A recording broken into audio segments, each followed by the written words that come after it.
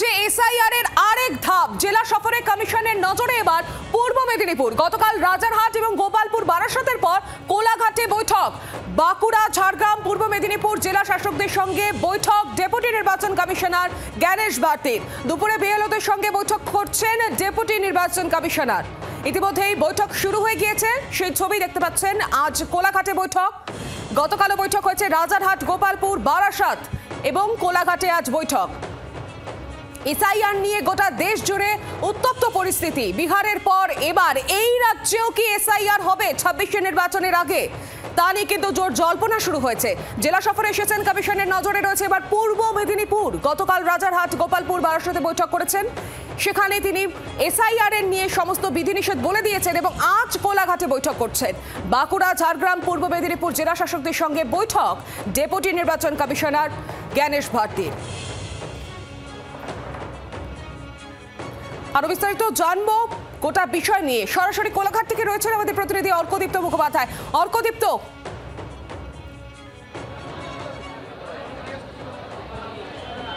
প্রশ্ন যদি আরেকবার করো। অর্কদীপ্ত, ইতিমধ্যে বৈঠক শুরু হয়েছে, কি জানতে পারছো?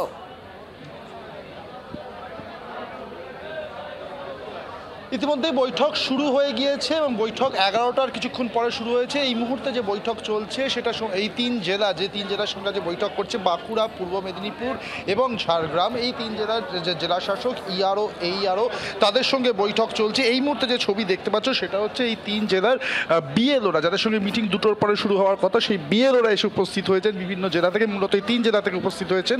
সেই বিএলওদের সঙ্গে মিটিং রয়েছে বেলা 2টোর পর থেকে এবং ইতিমধ্যে সমস্ত জেলার এই তিনটি জেলার বিএলওরা এসে উপস্থিত হয়েছেন। দেখো, এখনো পর্যন্ত কিন্তু মিটিং চলছে। প্রথম মিটিংটাই চলছে, তারপরে লাঞ্চ ব্রেক, তারপরে এই মিটিং শুরু হবে।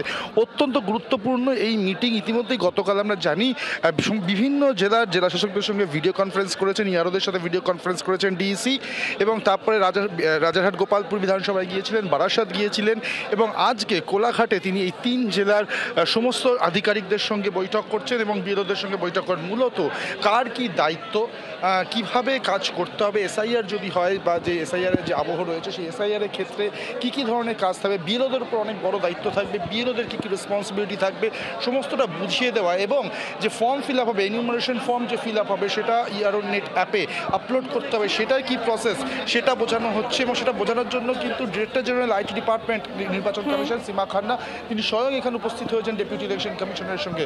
তো পুরো প্রসেসটা বোঝানো যেমন একদিকে ফোকাস রয়েছে এবং একই সঙ্গে প্রত্যেকটা জেলা কতটা প্রস্তুত বা রাজ্য হিসেবে পশ্চিমবঙ্গ সার্বিকভাবে কতটা প্রস্তুত এসআইআর এবং একই সঙ্গে আসন্ন যে বিধানসভা নির্বাচন সেটা কতটা প্রস্তুত, সমস্তটা বুঝে নেওয়ার জন্যই কিন্তু ডিইসির এই দুদিনের সফর এবং বিভিন্ন জেলাতে তার এই বৈঠক করা।